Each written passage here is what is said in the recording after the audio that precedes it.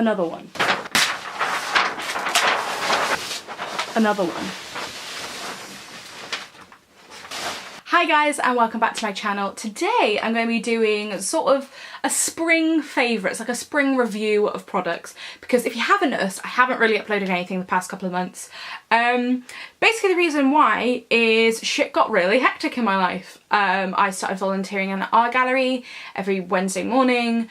I took on I've got sort of like a semi-promotion at work, which means I have to travel for my job now, and you know, I needed to have time to get used to it. Hang on, I'm going to turn the brightness up on this. Oh, no, no, no, no, no, no, no. And we're back, brightness is up. But yeah, I just needed some time to sort of figure all that out and sort of work that into my routine. And I feel like I've got a handle on it, so thus I'm making videos again. It's like I have been on holiday 3 times and filmed, so you've got 3 vlogs that are coming up, one from Peru, which will be the first one, which I've already started editing it. Like, I really want to take my time with it, and it's coming out really well, so I really enjoyed that, so I hope you will too. But yeah, I've also been to Vienna and I've also been to the States, so I've got those vlogs definitely coming. Like, it's all filmed, I just need to sit down and edit it. And I also want to upload a couple of other videos as well in between those. But yeah, let's get on with my sort of spring review, shall we say. Right, let's start with complexion. I've got foundation. I've actually got 2 to talk about. This shouldn't be a surprise to you. I don't know if I had this when I last made a video, but it is the Ordinary Colours Serum Foundation. I got this one in the colour 1.0N, which is like the lightest neutral colour that they do. I don't know if you can see. You definitely can. The only sort of issue with this, like, the packaging is really great in the sense of, like, it's not glass. So in that sense it's easy to travel with, like if you drop it, it won't smash, it's not the end of the world. But because the serum foundation is so, it's not watery makes it sound bad, but because it's so fluid, with like the pump mechanism, as you can see, the more you use it, the more it sort of comes on the top. Anyway, this foundation is a well-hyped foundation on the internet, so I'm sure you are no stranger to it. I've had this for a couple of months now, and I've been really enjoying it. It's a really nice sort of standard foundation. I would say it gives a natural, leaning more on the side of dewy finish to your skin if that's what you're into, but it also really works well if you powder it and stuff. Do you know what? You can tell that I'm out of sync of making videos because my camera's now just started flashing. Am I gonna have to start this for a 3rd time? Yes, I am. Give me 2 takes. Whew, 3rd and final time. Anyway, what was I saying? I was talking about the Ordinary foundation. Yeah, so the finish is like natural but leaning more on the side of dewy, but it works really well if you powder it down. Like, it's not, I have oily combination skin, so it's not like it works well for my skin. I would say it's sort of like a medium coverage. It doesn't like cover blemishes or anything, but yeah, it's a good comprehensive foundation. Ooh, here comes the sun. I have also tried the high coverage one. I do have it. I have literally no idea where it is. In true Alice fashion, I've misplaced it.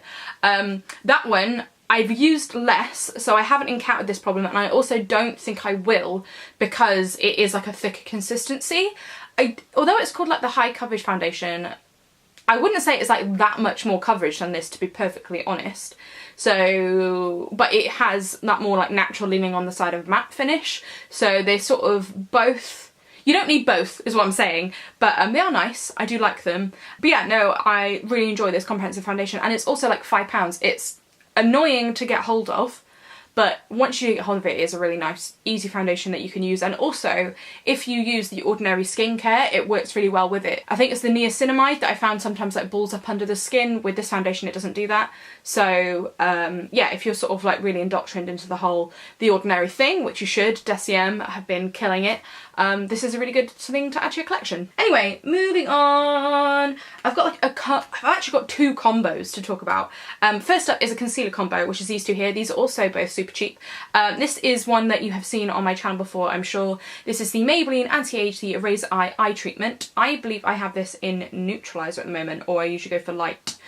Either or, it's sort of the thing, pop under your eyes. I know a lot of people like feel not great about this hygiene wise, but I really like it because it like distributes the perfect amount of product. I find with concealing your under eyes, sometimes, you know, obviously if you've got dark circles, I have hereditary ones. When you put it under your eyes, you're like, you obviously want to cover them, but then obviously the more concealer you put on, the more likely it is to crease. So this I feel like is really like good damage control for the amount of concealer that you pop on under your eyes. that all being said, I layer it with this one. This one is from Bourjois, and this is the Radiance Reveal Concealer. Again, available from Boots, easy peasy to get hold of and really cheap. And yeah, I just think it's a really nice creamy concealer that, you know, is highlighting but isn't like glittery or anything. What I do is I pop this one on first, then tap that in with a beauty blender and then go over this one. And literally all I do is like I take the doe foot, probably take a little bit off, like go like pop, pop, pop, pop, and then blend that in and out. And yeah, I think they work really well together, so I would recommend. Moving on to a powder complexion product. This is the Hourglass Ambient Lighting Palette. Now I have had this a little while now, but as you can see, well, I don't know if you can, hold up. I have hit pan on 2 of the shades. So what I've been doing, I've been using this sort of as a setting powder. Again, as I said, I have oily combination skin, but what's really nice about this powder is it's like really fine. Like it feels like really like almost, not creamy is the wrong word, but like buttery when you swatch it. And what I've been using, actually I've got the brush that I use it with here. This is a stippling brush. This one's from Sephora, but I'm sure any stippling brush will do. And what I do is I sort of like go around like this, tap off the excess, so it's like a real like light dusting, and then set my makeup with it. I realised that if you have really, really oily skin, this method may not be great, but these powders, I think when they first came out, people were a little bit confused if they were like highlighters or nothing, but they are finishing powders, and that's what I've been using them for. I do also use a setting spray over the top with it, but I do find it does set my makeup and it does work well, and I like the way that it leaves my skin looking. If you sort of looked at it, you'd think, oh, it looks sort of glittery on the skin, but it doesn't. It just looks glowy. Even though it has 3 colours in, I've been using sort of a combination of all 3. I think once this runs out, I probably will buy just the 1 colour, not because I haven't enjoyed this palette, because I have, but I think, yeah, I'll just go for a single pan after, because I think this is like £56, but I have definitely got my use out of it. Anyway, would recommend it, have been loving it. There it is. I don't know if they still do this one. I'm pretty sure they do. If not, just the powders in general are great. Cool, let's move on to eyes. I have a whole host of eye products to talk about. Let's start with palettes. I've got 2. I've got a little and a large. I'm going to start with the little, and it is the Kat Von D Shade and Light Eye Palette in Rust, which is sort of like the warm colourway that they do. There's 4 of these. There's a green one, this one, a purple one, I think there's like a brown one, or maybe like a blue one, I don't know. Anyway, this was the one when those came out that I was obviously drawn to. If you've been here before, you know I love red eyeshadow. And yeah, this is just really handy. For sort of like a daily look, I just typically use these 2 shadows here. But if I want to sort of create more like depth and like work more shadows into it and create sort of like a more refined look, shall we say, I do also work these 2 shadows in as well. But yeah, as typical of Kat Von D shadows, they're really nice, really pigmented. I really like this sort of set. Well, I do and I don't like this setup. So this is plastic, as you can hear, so it's sort of durable and easy to travel with. The only annoying thing, I don't know if you can see the mirror here, so it's sort of like, if you can see, the palette sort of almost looks like a diamond's definitely the wrong word, but what would you call that shape? You know what I mean? Oh my god, my mind's blanking. What would you call this? Anyway, but so the mirror only goes in the small bit, it doesn't go over the whole sort of shape, which is a bit annoying because also in the mirror it's got sort of like Kat Von D and some black shit in it, which is cool, like it looks nice, but it makes the mirror smaller, so I'm like, I'd rather just have a bigger mirror.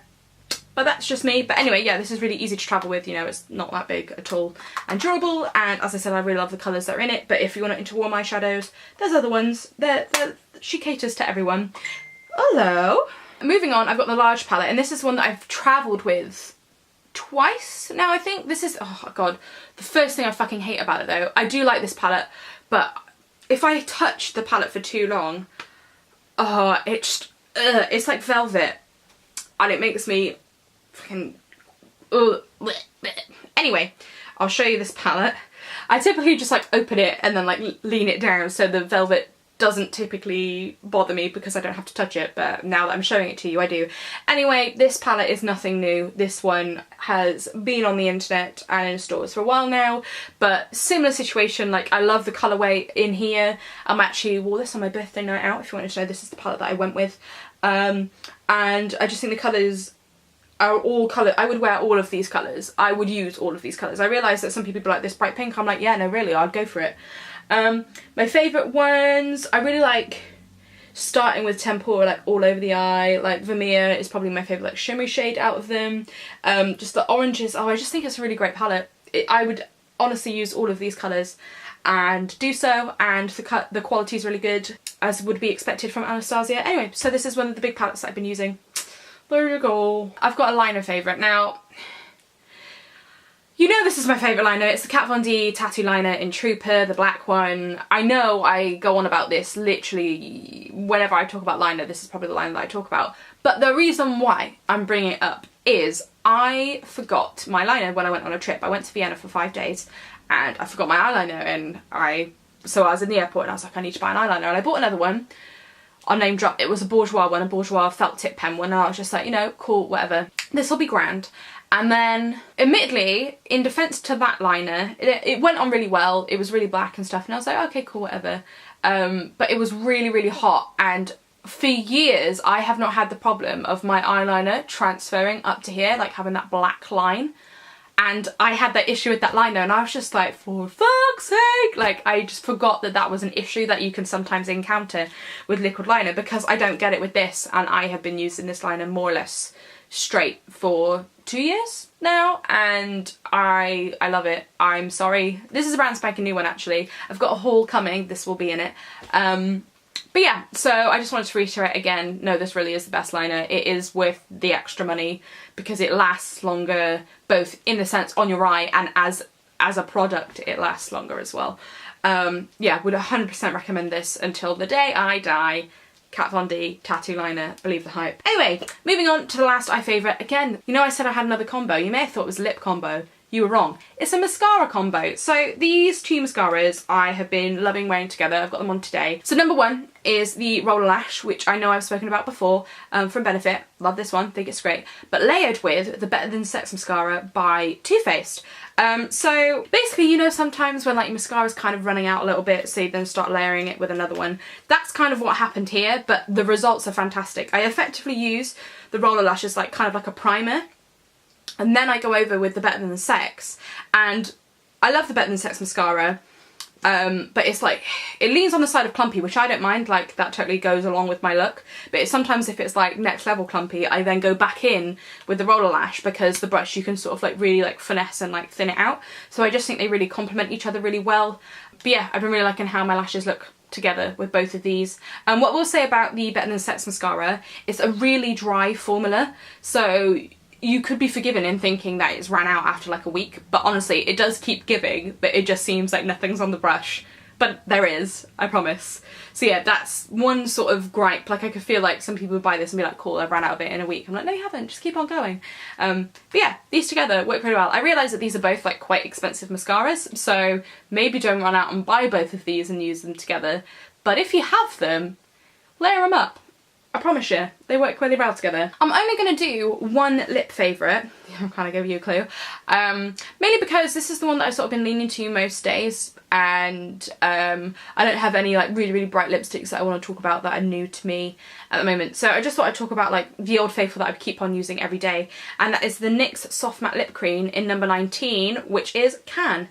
But yeah, this is actually what I've got on today. It's been in my bag, and sort of if I just want something like easy to pop on, I pop on this one, or Lolita 2, which I know I've spoken about before. Because of the formula and because of the colour of it, I don't know if I would love like a brighter colour in this formula.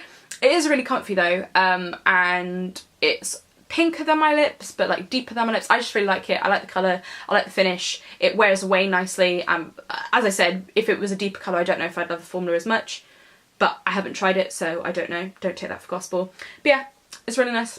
Enjoy it, would recommend. And I do also have one hair favourite, and it's a shampoo. It's from Lush. This is the Seanik shampoo bar. Let me show you. Looks like this. I have for a long time recommended the Perfectly Undone range by Tresemme, and I still recommend that range. I still think it's great, but I do think there's definitely something in your hair getting used to something, because it just doesn't work as well in my hair as it used to. I don't think it's like a formula change or anything, I just think like my hair's gotten used to it, and particularly because I have a fringe. I know I've recommended this before, because if you have a fringe, it's really easy to just wash your fringe if that's all you want to do, if you're, you know, skanky like me. But just as like a normal shampoo, I've also been travelling with this as well, because, you know, it's one less liquid and it's really easy to travel with. So yeah, would recommend this one to a friend. I keep saying that, don't I? Anyway, can you tell that I haven't filmed a video in a while? It's weird. It's good, but it's weird. If there's any videos you'd like to see from me, please leave a comment down below. But yeah, I've definitely got a haul coming up from when I went to the US. That'll probably be in a couple videos time. But yeah, I definitely think after this video, I'm sort of filming this and I know I'm going to upload it tomorrow probably. Today is the 24th of July. 24th of July. So hopefully it should be up tomorrow.